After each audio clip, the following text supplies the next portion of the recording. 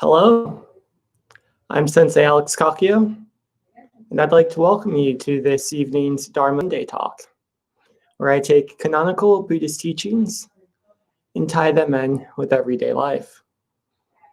The title of today's talk is Taking Refuge and the Three Jewels of Buddhism. These teachings are offered free of charge, but if you'd like to make a contribution, information for that is in the description. Also, if you'd like to do a deep dive into Buddhist training, check out my book, Perfectly Ordinary Buddhist Teachings for Everyday Life. There's a link to a sample chapter of the book in the description for this talk. And finally, if you want to make sure you get notified of future talks, or if you just like to support the channel, please make sure you subscribe and hit the like button. Now, in Buddhism, we often recite the following phrase: I take refuge in the Buddha, I take refuge in the Dharma, I take refuge in the Sangha. The Buddha, the Dharma, and the Sangha, of course, being the three jewels of Buddhist practice. But what does that mean? What does it mean to take refuge in the Buddha, the Dharma, and the Sangha? To get an idea, we can look at the Nimbutsu chant of Pure Land Buddhism. When we chant Namo Amida Butsu, what we're saying is, I take refuge in Amida Buddha, Amida being the Buddha of infinite light. And what we really need to focus on for this talk is that first word, Namo, which translates to I bow, or I take refuge. So what do we do when we bow to something? Well, we honor it, we respect it, we venerate it. That's why Buddhists bow to everything. We bow to each other, we bow to our meditation hall, to our cushion, to the statues of the Buddha, of the Bodhisattvas, because we are honoring the Buddha that lies within each of those things. We show them respect. And as we bow to them, as we take refuge in them through our bows, we also practice humility. And this is something I had to learn for myself. So we all have things we have to work on in spiritual practice. And I learned very early on that I have a tendency towards pridefulness. And pridefulness and Buddhism don't really go well together. So my teacher prescribed bowing as a part of my practice. And the reason he did that is because our minds can't do two things at once. We can be prideful, or we can be bow. We can be angry, or we can bow, but we can't do both, right? Because bowing is the antithesis of pridefulness. It's the antithesis of anger. When we prostrate ourselves before our altar, place our forehead to the floor, in that act of taking refuge, we are literally making ourselves smaller. We're saying the world does not revolve around me. We're letting something else be bigger than we are. So when we do that, we are practicing humility. We are practicing compassion, because again, we're recognizing the Buddha in the other individual. And we're taking refuge in the person, whether it's a fellow practitioner or the object, the Buddha that we're bowing to. Now, that being said, what is the definition of refuge? And when I went to dictionary.com, it said that refuge is a place of shelter, protection, or safety. So when we say we take refuge in something, we're not just honoring and venerating it, we're also looking to it for protection.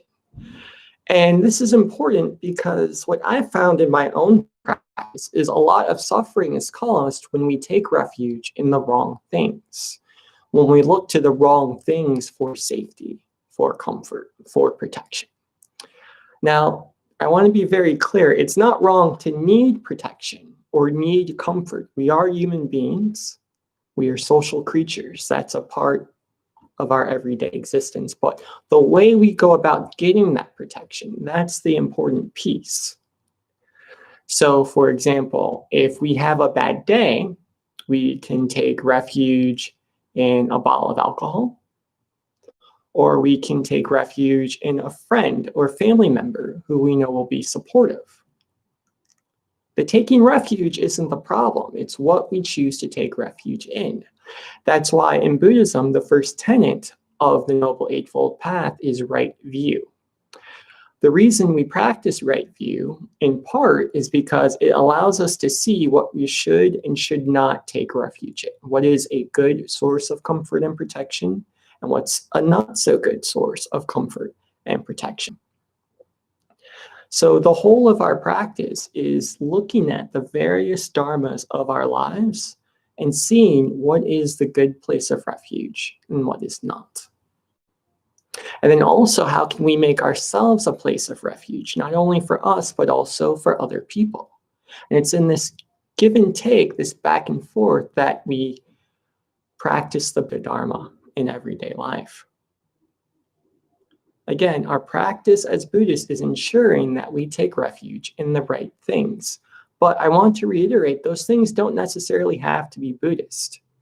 They simply need to be in keeping with Buddhist teachings. That means they need to be healthy and they need to be life-affirming. Loving family and friends, exercise, good food. All of these things are good sources, good places to take refuge in. And all of them are in keeping with the Buddha Dharma. So let's say you're a runner, you like to exercise. Well, Buddhism teaches we need to take care of our bodies because our bodies are our vehicles for practicing the Dharma. That's how we manifest our enlightenment in daily life. So anything that cares for our body is in keeping with Buddhist practice and thus is a good way for us to take refuge. So when we hold up the Buddha, the Dharma, and the Sangha as the three jewels of Buddhism, what we're saying is this is kind of our standard. This is how we measure various things in our lives to ensure that we are, again, honoring and venerating and also looking for protection in the right things. So let's go specifically to the Buddha, the Dharma, and the Sangha. What are they? Well, we have Buddha, and that is the physical Buddha. That's the man who lived and died 2,600 years ago. And when we take refuge in the Buddha, what it means is we follow his example. So when we bow, when we chant, when we meditate, when we take the 5 laid precepts, when we practice the 6 perfections, etc., his lifestyle, so we can have the same benefits that he had. So we can realize enlightenment as he did. One question we could ask ourselves is, what would Buddha do in a given situation? And that can help guide us in ensuring that we behave in a way that's in keeping with the training. The Dharma refers, in this particular case, to the Buddha Dharma. So that's the Buddhist teachings. That's the sutras. That's the precepts. That's the Dharma books we may read. Are we taking refuge in things that are in keeping with the teachings? And then next, we have the Sangha, and that's our community of practitioners. Now, the Sangha is twofold. We have the Sangha, which is our Buddhist community, like what we have here digitally. This is a Sangha that we take refuge in by practicing together. But we also have the Mahasangha, which is the larger Sangha, and that's our community of friends. So our friends and our family, those loving, supportive individuals we can go to in time of need, that's our Sangha. And we can go to those individuals for protection, but it's also important that we honor and venerate them as well. That's another part of taking refuge. We don't just take, we also give. So if we have a spouse or loved one, let's say, we can honor them by preparing meals for them or cleaning out their car for them or giving them a back rub after a long day. You know, those little nice things we do for one another, those are ways that we can care for the Sangha. And as we care for the Sangha and take refuge in them, they then learn that they're able to take refuge in us. And then it becomes a very healthy give and take relationship. So that's refuge. When we take refuge, we honor and venerate an object or a person. We also look to them for protection. And the reason we have the Buddha, the Dharma, and the Sangha as the three jewels of Buddhism is that these are three things that we know we can take refuge in that are safe. We know that if we follow the Buddha's example, we'll realize enlightenment. We know if we study the Dharma, the Buddhist teachings, that we will purify our body, speech, and mind. And we know if we take refuge in the Sangha, either the Buddhist Sangha or the Mahasangha, that we have a community of people that we can rely on that will keep us safe and protect us from harm. More than that, we can manifest our own enlightenment by honoring and venerating the other members of our Sangha, even if it's as simple as simply bowing to them at the beginning and end of each practice. More than that, in the rest of our lives, simply using those three objects as sort of benchmarks or standard bearers as what is a good source of refuge, whether it's exercise, whether it's healthy food, whether it's family and friends, whether it's traveling. As long as whatever object we're taking refuge in, either through protection or for honoring and venerating, as long as that object is in keeping with one of those three things, the Buddha, the Dharma, and the Sangha, it's healthy and it's life-affirming, and will help us along our path to enlightenment. Amitabha. So that's the talk for today. I apologize for the late start. I had a personal emergency I had to take care of, but I appreciate your patience. That being said, I'd love to open it up for questions. So if you have any, just type it in the comment section and I'll be sure to respond.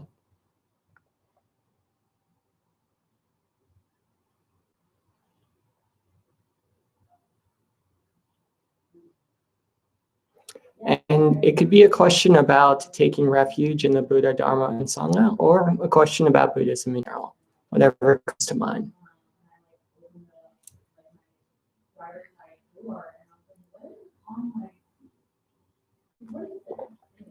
Kenneth Erickson says, "Hi, Sensei." Hi, Kenneth. It's good to see you. Thank you for joining.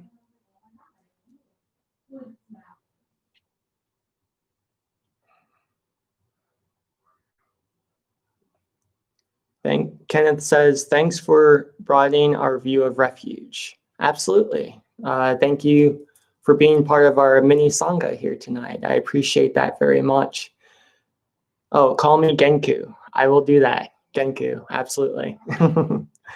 So it's interesting, the idea of Sangha. People oftentimes don't realize how important their own physical presence is when we're practicing Buddhism. There's a different energy when we're practicing separately as individuals versus when we're practicing with a group. So I always make a point of explaining to people that just you showing up for the talk, just you showing up for the practice, just you visiting the temple, that's a manifestation of your enlightenment. Because what you're doing in that moment is you're supporting your other practitioners. You are helping them see, oh, I'm not the only one who has questions, or I'm not the only one who's doing this training. Having a group together can be very powerful. So I appreciate that very much, and I'm glad I could help. Let's see. John says, "Thanks for explaining bowing, prostrating. I've often thought, why am I doing this?" I was the exact same way, John. Like I said, I dealt with a lot of pridefulness, a lot of selfishness, a lot of anger early in my practice.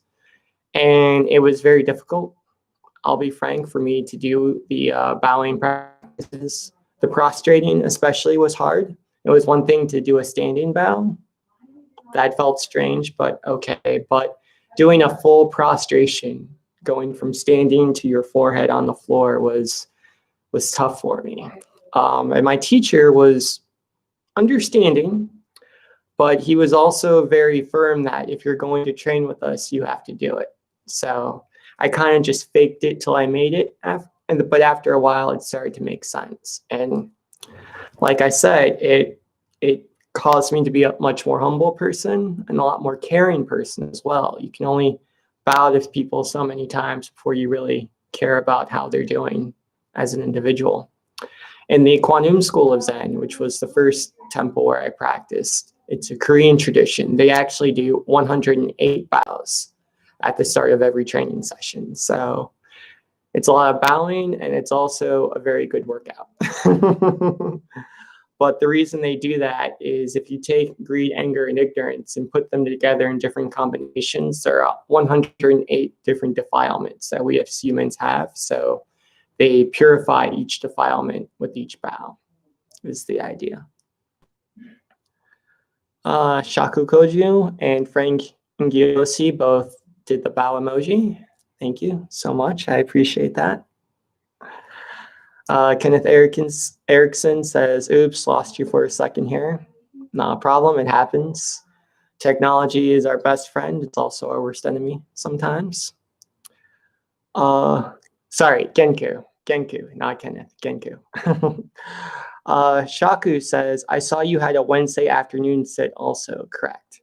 Yes, Shaku. So every Wednesday we do meditation and sutra study. So every Sunday we do Dharma Sunday, and that's Dharma talk, like what I gave today. And then every Wednesday we have 15 minutes of guided meditation. That's followed by a reading from a sutra. Right now we're working our way through the Vimalakirti Sutra. Then we do a Dharma talk. And then afterwards there's a Q&A like this one. That's Wednesday, and that's 6:30 p.m. Eastern Standard Time. And it's a live stream just like this if you'd like to join us. David Oliver, thank you. Taking refuge now means more to me. I realized that I need to study this in much more depth. Absolutely. I'm much the same way. We are, 9 months into a pandemic that we were told was only going to be 2 weeks. So the last almost year has been me taking refuge over and over and over again. And this is one of the reasons why suffering, while we shouldn't seek out suffering, life gives us enough to work with, it can be very useful if we deal with it correctly, because we can see it as a way of driving us back to our practice. Sometimes it's us realizing we're taking refuge in the wrong things, that we're looking for protection or comfort in people or things that we shouldn't be for whatever reason. And other times it's just a reminder that, I don't need to do this alone. There's help out there. Sangha, like what we have here, is help. Practicing in front of our altar, meditation, chanting is help. So you've had to study this yourself, David. I've had to study this as well. And like I said, the last 10 months has been an exercise for me in learning to take refuge, learning to be humble, and learning to turn to the Buddha, Dharma, and Sangha when I need them. Divad Buddha X, would you say exercising, reading, writing, studying is a form of meditation? I've heard that a lot, Divad, and I would say yes. So in Buddhism, we're taught there are 4 ways that we can practice meditation: standing, sitting, walking, or lying down. So in other words, every aspect of our life can be meditative if we do it in the right way. And everything you mentioned is absolutely meditative. I found especially exercising, reading, writing, really everything you just mentioned are especially good forms of everyday things we can do that become meditative, because they're somewhat repetitive, they require our focus. There's a lot of woo-woo around the idea of meditation, but what it really comes down to is samadhi, or single-pointed concentration. We pick one object and we focus on it. And as we focus on it and meditate on it, we let go of all the other things that are causing us suffering. In Zen, this is called having the body and mind drop away. So yeah, absolutely. And I'm also a big believer that everyone should find their own object of meditation. In traditional training, we kind of try to cover all the bases, the chanting, the meditating, the walking. But as you go through the liturgy, I'd encourage you to kind of pay attention and see, okay, what really vibes with me? Do I like the chanting the most? Do I like the sitting meditation the most? Do I prefer walking meditation or running if it's exercise? And then that can be your place of refuge. That's your go-to. So for me personally, I know I like sitting meditation and I like chanting quite a bit. So if I'm short for time, I can't do a full practice, I'll sit for a few minutes or I'll chant. Or if I'm just sitting in the elevator, I'll do that. And that can be traditional Buddhist practices, but it can also be anything in keeping with Buddhist practices. So if you have a hobby, exercise, let's say, and you just love to exercise, if you have a bad day, go to the gym, go for a jog.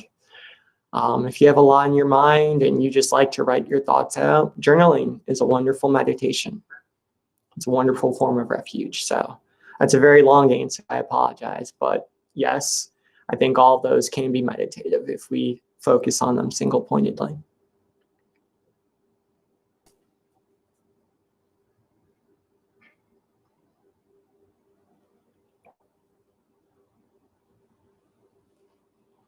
And for those of you who are just tuning in, sorry, we're doing the Q&A session now.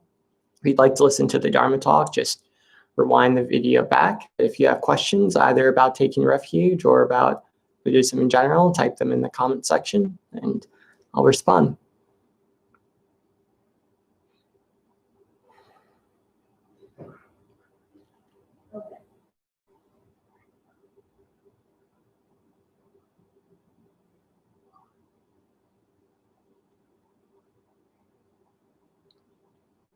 All right, well, looks like that's it for this evening. Again, thanks so much for joining me today. If you'd like to tune in next week, we do Dharma study every Sunday at 6:30 p.m. Eastern Standard Time. And if you'd like to do meditation and sutra study with me, we do that every Wednesday, 6:30 p.m. Eastern Standard Time. Same channel, just make sure you subscribe so you're notified when the live stream starts. So until next time, Amitabha.